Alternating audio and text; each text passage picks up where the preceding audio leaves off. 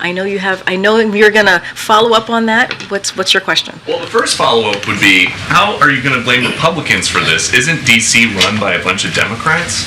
I'm going to speak to what the president has done, right? The president has been very, very straightforward about what he has done to make sure that communities are safe. American Rescue Plan, not one Republican in Congress voted for it. Not one. There were billions of dollars in that plan, in that act, to make sure communities across the country got funding so that they can indeed hire more police officers so that they can keep their communities safe. Republicans had nothing to do with that.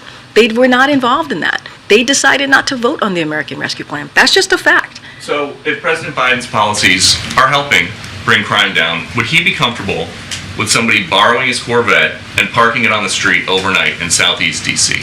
I'm not going to get into hypotheticals. I'm just going to get into the facts about what this president has done in this presidency. One thing that somebody was asking me about bipartisanship, he was able, as it relates to guns, he was able to come together, right? We saw Democrats and Republicans come together and have the first piece of anti-gun violence prevention legislation in 30 years. And that's something that this president was able to do. If a member of Congress is not safe on the streets of the nation's capital, who is?